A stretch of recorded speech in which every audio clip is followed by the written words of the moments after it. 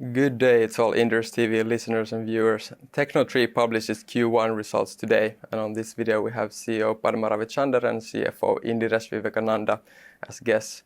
Good to see you face to face here in our studio at Ruoholahti. Welcome. Thank you. So we could start off with the Q1 results. What were the highlights of Q1? And you announced a while ago a deal with the Sensa platform with an existing client. So how has the reception been with your existing customer base? I think we had a fantastic Q1. It was one of the record Q1s in the last 4 years. We had a very good growth in revenue, 17%. We had a good operating result overall, 85% growth in operating result, and we had a very good collections as well, 39% compared to the same quarter last year and 35% compared to the last quarter. So we are definitely, as promised, delivering the results for 2023 as we had set our forecast and guidance. On the AI/ML investment, I think it was a very strategic but yet very timely investment by Tecnotree. As you have seen, we have made several announcements of new wins because of the Tecnotree Sensa AI/ML platform, some with our existing customers in Latin America, some existing customers who came from the acquisition of the AI/ML platform who transferred to Tecnotree. And then we have a set of prospective new customers who are extremely excited about our offerings that integrate AI/ML into our digital platform. So it's overall been a very successful quarter for Tecnotree. You announced an issue for compulsory convertible debentures this morning for broadening of R&D, product portfolio and M&A. So why did you choose this instrument, and should we expect more M&A activities from Tecnotree? So can I take that, Yeah. Padma? Basically, we chose the CCD route for the reason that we wanted to have money to the company for doing a lot of M&A and investment in the R&D activities. We chose this route to dilute the shareholdings over a period of time. 3, the money will be much cheaper rather than buying or getting the money from market, which would have cost a lot of interest to me. And the biggest thing I see here is the major shareholders' commitment to the company. It is strategic. There is a commitment by the shareholders. The dilution happens over a period of time. It gives the company a lot of opportunity to get into the new acquisitions. And I think this is the best instrument we could come out given the requirements of the company at this point of time. So if thinking from the small investor perspective, why is this the best solution for overall shareholder value? We have not differentiated between the shareholders. All the shareholders, we are inviting them to participate into this scheme. As long as there's a minimum subscription of 100,000 euros, we welcome all the shareholders to participate in this. And we have an option to extend this if the subscription extends beyond 60 million as well. And if it is much more than that, we are going to distribute based on the shareholding of each person. And that is how... Proportionate. And that is how I think that it's a fair opportunity for the investors to come into with this sort of a long-term investment in the company. Can you elaborate more on where the proceeds of this deal is going to be targeted? And you talked about M&A, so could you talk about that as well? So we have a clear strategy blueprint for the company in terms of its growth. And that strategy combines a lot of organic R&D investments, which we've already been making on our digital platform, and also some inorganic growth in terms of expanding our footprint in the OSS, BSS capability offering for 5G, in the areas of multi-cloud capabilities on our platform with FinTech and DiWa, to expand the footprint on some of these offerings that we already have, and also the ecosystem play with social commerce and Tecnotree Moments.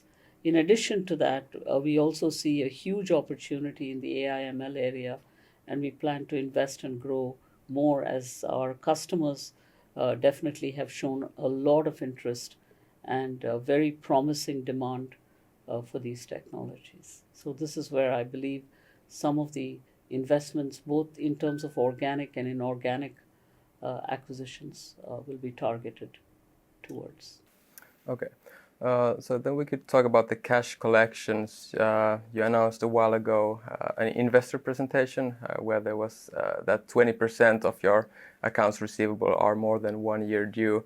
So how confident are you that you will be able to collect this, and how do you plan on improving the cash collection?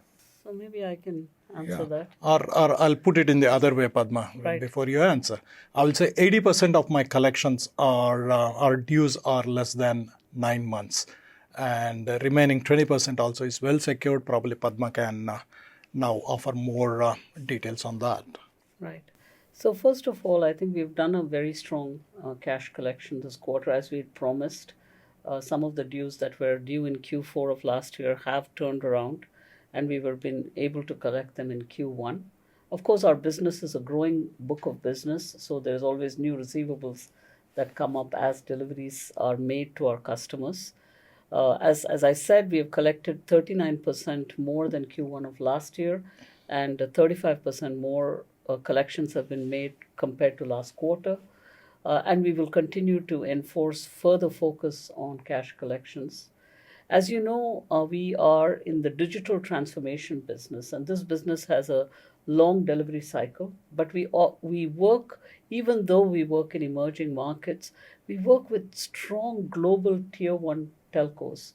Some of the African operators who've been with us for 20 years are the number 8 worldwide tier 1 telco in the world. So in terms of their ability to pay, they have never ever defaulted in any of the payments. And I believe that we will continue to see more operators embrace Tecnotree products and services, and we will continue to have to focus in the emerging markets, which are difficult markets in terms of tax and exchange. But I think Tecnotree has a USP in these markets, and we are able to continue to collect our receivables without default.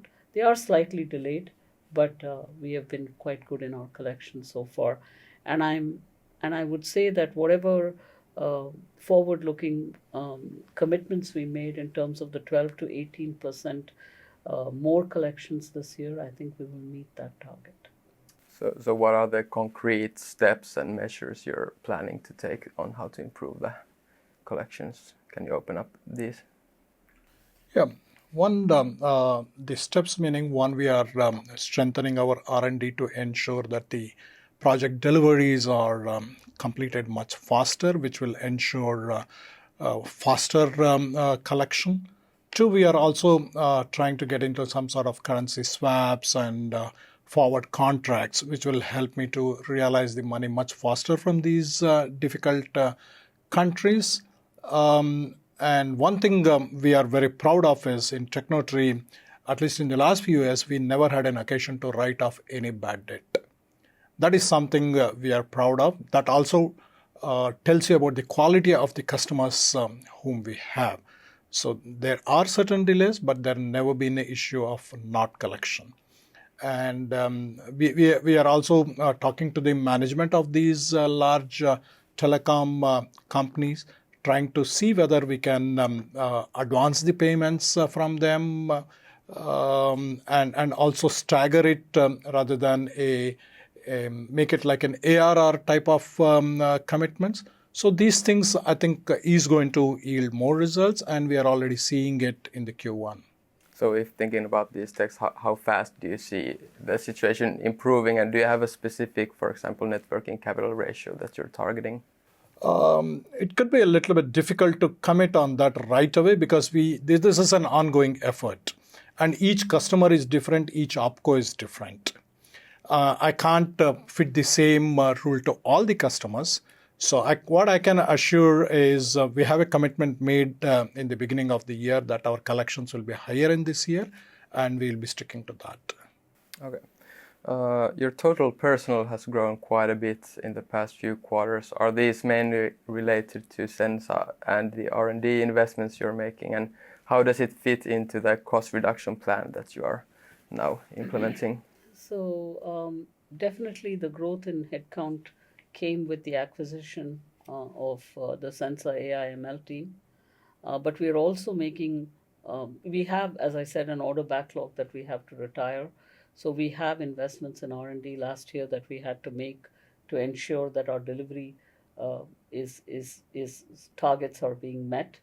But we continue to, as we have stated in our forward-looking statements, we will have a cost efficiency and effectiveness program where we will rationalize our R&D investments going forward as our platform and our products stabilize with customers. And we will also ensure that we optimize our treasury functions, particularly in the area of withholding taxes and foreign exchange currency losses. So those dimensions will also be carefully observed and contained as we go forward. All right. Then finally, it's been a while since we've discussed Moments and DiWa on this video. So is the growth regarding these still in the path that you kind of forecasted, or how has they developed? Definitely. I believe that telecom operators are looking to different ways to monetize their platform capability. And with the onset of 5G, they have more opportunities to verticalize into other industries, especially for their enterprise customers, in order to gain greater capability of the 5G speed of bandwidth, network bandwidth, and network slicing, and optimized network usage. So I think that our investments, especially now integrating AI ML into DiWa and into Moments ecosystem play with our partners, adding campaign management and social commerce capabilities into our stack, are definitely very, very promising aspects for growth for telecom operators.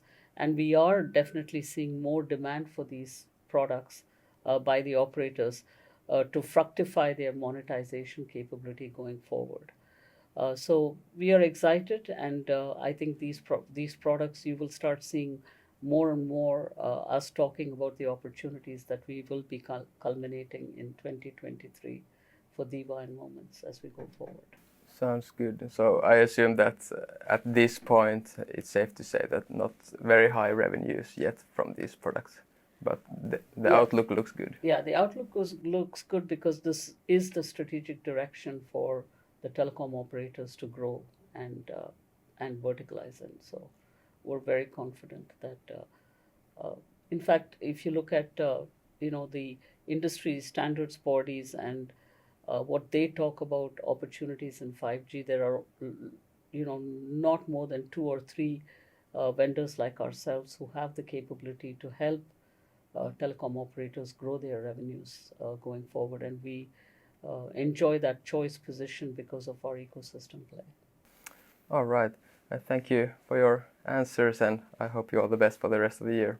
You're welcome. Thank you. Thank you. Thank you.